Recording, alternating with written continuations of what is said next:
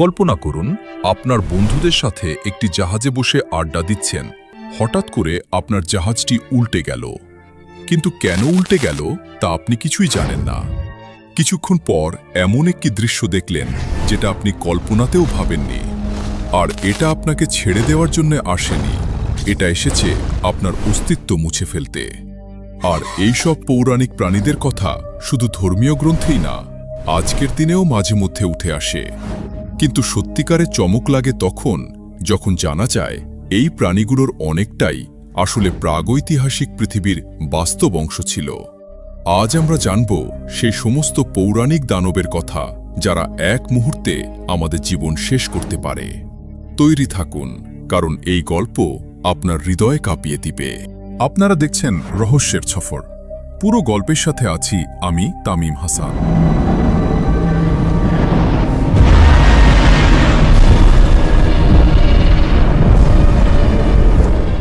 7. Indas worm. প্রায় ২৪০০ বছর আগে প্রাচীন গ্রিকরা তাদের লেখায় উল্লেখ করেছিল ভারতীয় উপমহাদেশের সিন্ধু নদে নাকি বিশাল আকারের এক কৃমি পাওয়া যায়। শুধু তাই না, গ্রিকরা এটাও বিশ্বাস করত যে ভারতীয়রা সেই কৃমির শিকার করত। কেন? জ্বলন্ত তেল পাওয়ার জন্য। ভারতে এমন কোনো কৃমির আলাদা উল্লেখ না পাওয়া গেলেও লক্ষ লক্ষ বছর আগে সত্যি এমন প্রাণী এই পৃথিবীতে ছিল, আর্থ্রোপ্লুরা।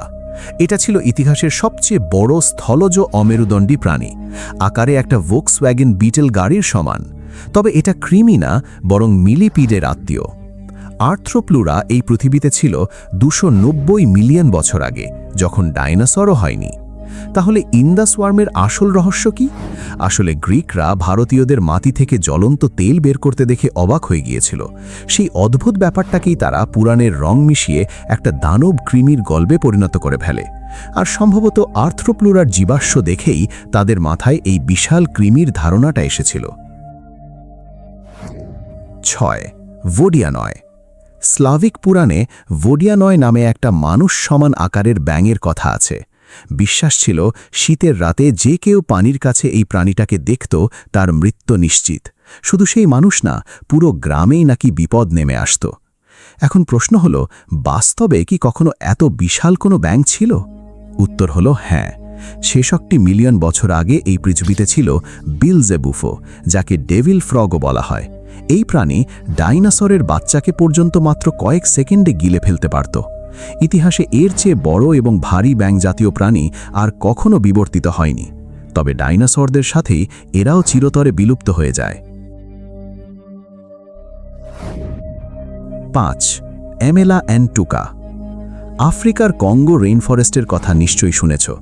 আমাজনের পরে এটাই পৃথিবীর দ্বিতীয় বৃহত্তম রেইনফরেস্ট, কিন্তু আমাজনের তুলনায় এটা অনেক বেশি অনাবিষ্কৃত। তাই এখানকার উপজাতিরা আজও অনেক রহস্যময় প্রাণী দেখার দাবি করে। এদের মধ্যে একটি হল অ্যামেলা অ্যান্টুকা। প্রত্যক্ষদর্শীদের বিবরণ অনুযায়ী এই প্রাণীটা দেখতে অনেকটা সেরাটপসিয়ান ডাইনোসরের মতো, মাথায় একটা শিং আর পেছনে বড় লেজ। তবে বিশেষজ্ঞরা বলছেন সেরাটপসিয়ান ডাইনোসর ক্রিটেশিয়াস বিলুপ্তিতে বেঁচে থাকতে পারেনি। তাহলে কি এটা গন্ডার? হতে পারে, কিন্তু সমস্যা আছে। আফ্রিকার 2 প্রজাতির গন্ডারের মাথায় 2টো করে শিং আর লেজ ছোট। তাহলে সম্ভাবনা আছে এটা গন্ডারের কোনো অনাবিষ্কৃত প্রজাতি, কারণ একসময় আর্সিনোথেরিয়াম এবং মেগাসেরপসের মতো গন্ডার সদৃশ্য প্রাণীর অসংখ্য প্রজাতি এই পৃথিবীতে ছিল। তাদেরই কোনো একটা হয়তো আজও কঙ্গোর গভীর বনে লুকিয়ে আছে। 4. বিশালাকার শকুন। রামায়ণে জটায়ুর কথা আছে, শকুনদের রাজা। মধ্যপ্রাচ্যে আছে রক নামে ভয়ঙ্কর শকুনের মতো পৌরাণিক প্রাণী। আর নেটিভ আমেরিকানরা বিশ্বাস করত থান্ডারবার্ডের, বিশাল শকুনের মতো পাখি যারা আকাশের রাজত্ব করত। এবং তারা একদম ভুল ছিল না। উত্তর আমেরিকায় সত্যি একসময় ছিল আর্জেন্টাভিস, ইতিহাসের অন্যতম বৃহত্তম উড়তে পারা পাখি, যার ডানার বিস্তার একটা ছোট বিমানের সমান। যে কোনো স্তন্যপায়ী প্রাণীকে সহজেই শিকার করতে পারত এরা।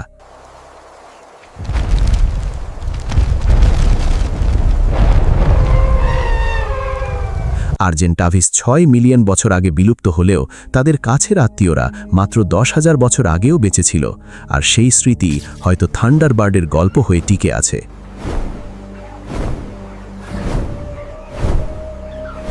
3. এরিম্যান্থিয়ান বোর। গ্রিক পুরাণে হারকিউলিসকে 12টি কঠিন কাজ দেওয়া হয়েছিল। সেগুলোর একটি ছিল এরিম্যান্থিয়ান বোর ধরা, এক ভয়ঙ্কর বুনো শূকর। কিন্তু বাস্তবে কি এর চেয়েও ভয়াবহ কোনো প্রাণী ছিল? হ্যাঁ, ছিল ডেয়াডন। আধুনিক বুনো শূকরের মতো সর্বভুক এই প্রাণীর গালের হাড়ের গঠন ছিল একেবারে অদ্ভুত, ওয়ার্টহগের মতো। এই জন্যই ডেয়াডনকে ইতিহাসের সবচেয়ে বিচিত্র প্রাণীও বলা হয়। আরও মজার ব্যাপার হল, ডেয়াডন আসলে আধুনিক শূকরের আত্মীয় না, এর আধুনিক আত্মীয় হল হিপোপটেমাস আর তিমি। 2. লেভায়াথান। 25,000 বছর পুরনো হিব্রু বাইবেলে প্রথম উল্লেখ পাওয়া যায় লেভায়াথানের, এক ভয়ঙ্কর সামুদ্রিক সর্পের। কিন্তু শুধু হিব্রু না, পৃথিবীর প্রায় সব পুরাণেই এই সামুদ্রিক সর্পের মতো প্রাণী বারবার আসে। এটা কি কাকতালীয়? 50 মিলিয়ন বছর আগে সত্যিই ছিল প্যালিওফিস কোলসিয়াস, ইতিহাসের সবচেয়ে বড় সামুদ্রিক সাপ, যার দৈর্ঘ্য ছিল 4টে সুজুকি অ্যাল্টো গাড়ির সমান। সম্ভবত এই প্রজাতির কিছু সদস্য 1000 বছর আগেও সমুদ্রে টিকেছিল, আর তাদের দেখাই পরে লেভায়াথানের গল্প হয়ে ছড়িয়ে পড়েছে। আর সমুদ্র তো সবসময় অপ্রত্যাশিত। এই একই সমুদ্রে বিকশিত হয়েছিল লিভিয়াথান মেলভিল, এক প্রাগৈতিহাসিক তিমি, যার দাঁত এত বড় আর ধারালো ছিল যে সে মেগালাডনকেও ছিঁড়ে ফেলতে পারত। এই প্রাগৈতিহাসিক তিমির নামই রাখা হয়েছে পৌরাণিক লেভায়াথানের নামে।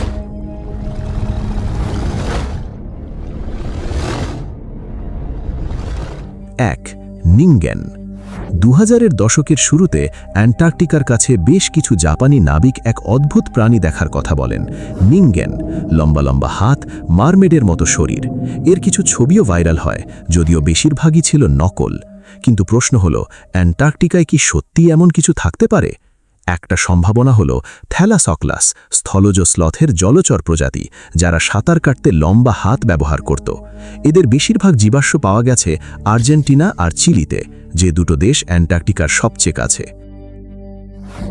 দ্বিতীয় সম্ভাবনা হল বিলুপ্ত হাঙর আকুইলো লামনা, যার লম্বা পাখনা ছিল আর দেখতে অনেকটা নিঙ্গেনের বিবরণের মতো। তবে জীবাশ্ম প্রমাণ বলছে 66 মিলিয়ন বছর আগের বিলুপ্তিতেই এরা শেষ হয়ে গিয়েছিল। কিন্তু মিলিয়ন বছর ধরে টিকে থাকা হাঙরের জন্য কি এটা অসম্ভব? একদম নয়, কারণ আজও হাঙরের এমন অনেক প্রজাতি আছে যারা কোটি বছর ধরে বেঁচে আছে এই পৃথিবীতে।